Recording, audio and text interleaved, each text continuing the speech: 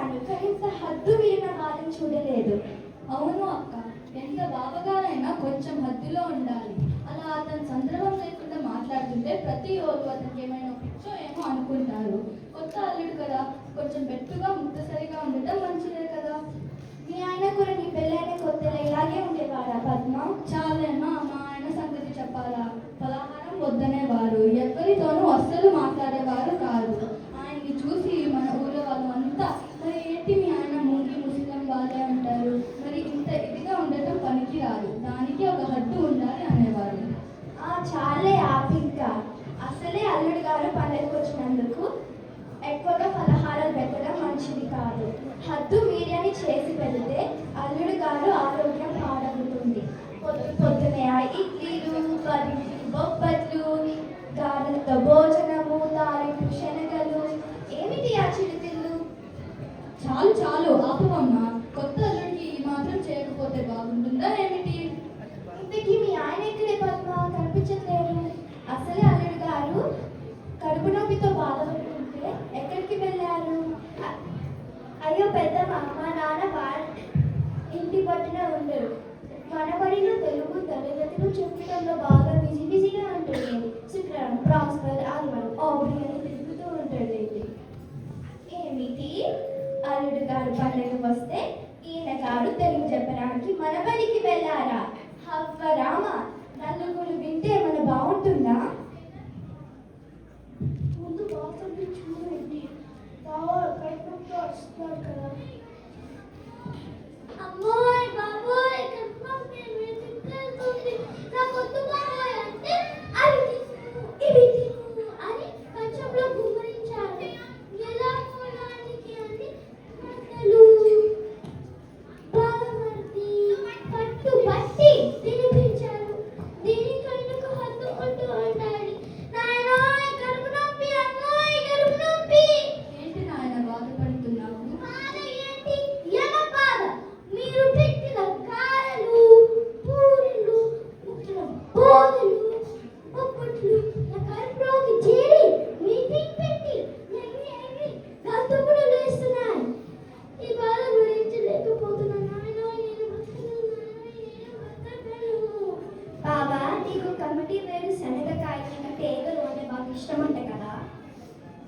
శనగలు శనగలు వేరుశనగలు. మన శనగలు సుబ్బి బాబు గారు. శనగలు కొనుక్కొని తిందాం రా బావా. అసలే కడుపు నొప్పితో చేస్తుంటే అందరినీ గోడ బాబు బాబు. ప్లీజ్ బావా, రా బావా, సిగ్గు వస్తుంది.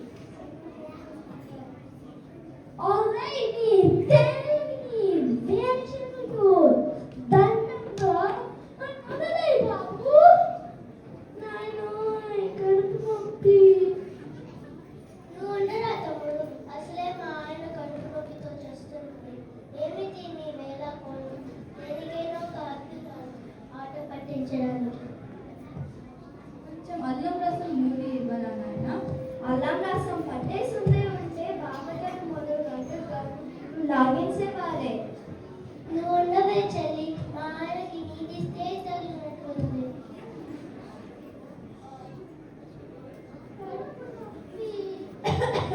ఏమైంది అల్లుడు గారికి? ఏమైంది? వచ్చాడ్రా బాబు తాతయ్య. ఓహో, ఆకలి వేస్తోందా? మంచిది మంచిది. ఏమమ్మా కోడల పిల్ల, అల్లుడి గారికి ఆకలి వేస్తోందట. కొన్ని గారెలు బూరెలు పెట్టు, కొట్టాలి కదా. ఏమిటి పెట్టేది? ఇవన్నీ తినబట్టే ఇలా అయ్యింది. ఓహో, ఇంకా ఆకలి వేస్తోందా? మంచిది మంచిది. ఏమమ్మా కోడల పిల్ల, అల్లుడి గారికి ఇంకా ఆకలి వేస్తోందట. ఇంకా పెట్టు పెట్టు. మన వంశంలో అల్లుడు గారు అందరికీ మర్యాదలు చేశాము. ఈ అల్లుడు గారి కూడా మర్యాదలు చేయాలి కదా. సరే సరే, అల్లుడు గారిని మీరు చూసుకోండి, నేను వెళ్ళి విశ్రాంతి తీసుకుంటాను. వయసు అయిపోయింది కదా. బాబా, తాతయ్య చెప్పాడు కదా, మూర 2 గంటలు పెట్టనా?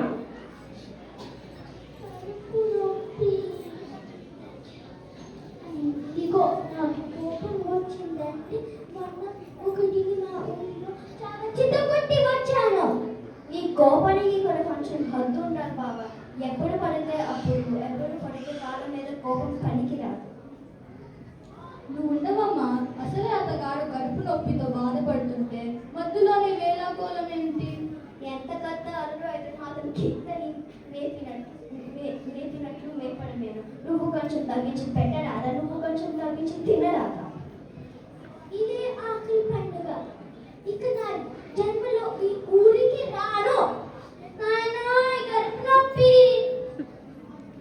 అమ్మా అమ్మా, ఏం చేద్దామమ్మా? హాస్పిటల్కి తీసుకువెళ్దామమ్మా. నువ్వు ఉండవమ్మా, నువ్వుండు. ఇదెక్కడ వైద్యం అండి? దిక్కుమాలిన దాన్ని నేనే నీకంటికి కారణం. ఏ డాక్టర్నైనా తీసుకురండి. అలా నిలబడి చూస్తున్నారంటే తీసుకురండి డాక్టర్ని.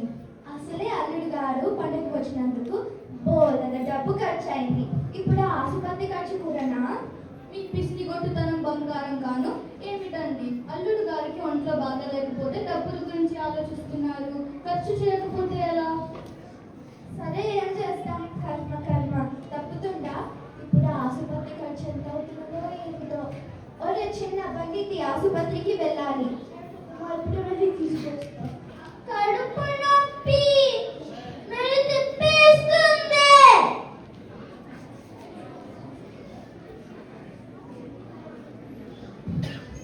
ఏమైంది? ఎందుకు అలా అరుస్తున్నారు? ఇంతమంది అతన్ని తీసుకొని వస్తున్నారు. ఏం జరిగింది? కడుపు నొప్పి. తీసుకెళ్ళి చివరినున్న కుర్చీలో కూర్చోపెట్టండి. ఈ రోజు డాక్టర్ గారికి చాలా మంది పేషెంట్లు ఉన్నారు. డాక్టర్ గారిని చూడటానికి కొద్ది సమయం అవుతుంది.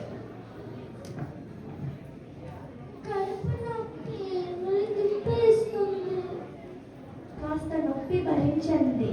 తొందరగా డాక్టర్ గారిని పిలవండి నర్స్. నేను వెళ్ళి డాక్టర్ గారిని పిలుచుకొని వస్తాను.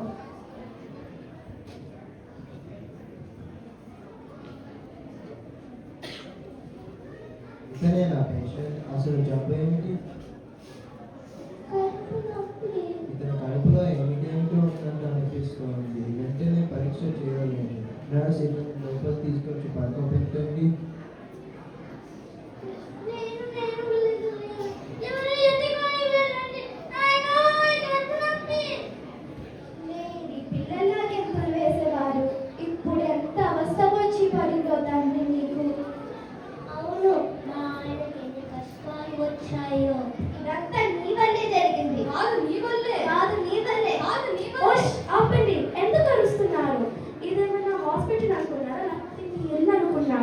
డాక్టర్ గారు వస్తున్నారు, సైలెంట్గా ఉండండి.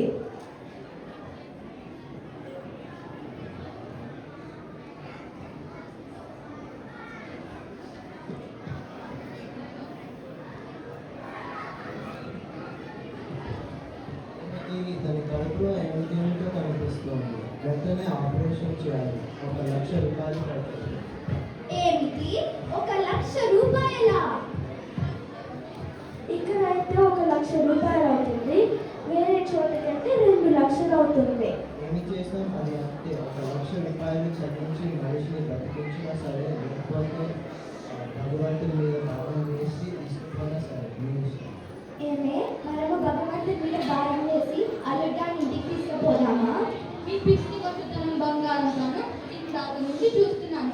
పక్కన అల్లుడు గారికి ఒంట్లో బాగా లేకపోతే డబ్బుల గురించి ఎందుకు ఆలోచిస్తున్నారు? పెద్దమ్మ, 1,00,000 రూపాయలే కదా పెద్దమ్మ, కట్టేయండి. మా ఆయన్ని బ్రతికించండి. సరే, ఏం చేస్తాం? కర్మ. ఆపరేషన్ చేయండి డాక్టర్ గారు. సరే నర్స్, ఆపరేషన్కి సిద్ధం చేయండి. సరే డాక్టర్ గారు. ఏమైంది? అందరూ ఉన్నారు కానీ అల్లుడు గారు ఏది? తాత, బావకి కడుపు నొప్పి అంట. పరీక్ష చేయించడానికి వచ్చాము. ఓహో, ఆఫీస్కి వెళ్ళారా? మంచిది మంచిది. ఇంతకీ మీ అందరూ ఎందుకు ఆఫీస్కి వచ్చారు? కాదు తాత, బావకి కడుపు నొప్పి అంట. పరీక్ష చేయించడానికి తీసుకువచ్చాము. ఓహో, నా చెవి పోటు కోసం వచ్చారా? మంచిది మంచిది. ఇంతకీ మీ అందరూ ఎందుకు వచ్చారు? ఈ శరీపోతున్న స్వస్థన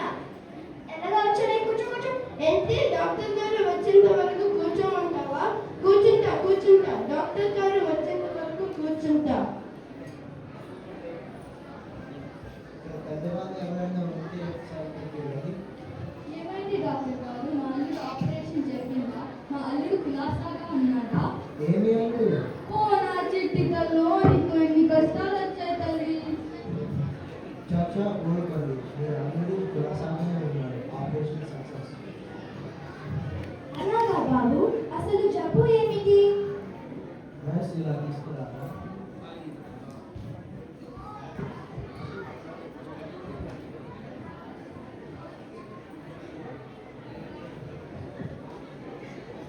ఇది చూడండి, ఇది రాళ్ళు, ఇదిగోండి పూలు, ఇదిగోండి బొబ్బట్లు, ఇదిగోండి 5 రూపాయలు, ఇదిగోండి 2 రూపాయలు. సరే కానీ రాహుల్ గారు మరి ఆ పెన్ను మనకి తీసుకుంటే వచ్చేదండి. చచ్చా కొనుక్కోవద్దు, అది పెన్ను దీంట్లో అనుకుంటుంది. ఈ డబ్బులు ఎక్కడికి పోతాం? నేను చెప్పలేని దాపరికమంగా చిల్లర పైసలు పప్పుల డబ్బాలు మెంతుల డబ్బాలు దాచిపెట్టుంటావుగా. ఆ పప్పులతో పాటు అల్లుడు గారు కడుపులోకి వెళ్ళుంటాయి. అవును, అప్పులతో పాటు అల్లుడు గారి కడుపులోకి వెళ్ళాలి. నీ దాపికానికి ఒక హద్దు ఉండాలి, నీ పిసినారితనానికి ఒక హద్దు ఉండాలి, నీ అందరికీ ఒక హద్దు ఉండాలి, అతను తినడానికి ఒక హద్దు ఉండాలి, అన్నిటికీ ఒక హద్దు ఉండాలి. అవును, అన్నిటికీ హద్దులు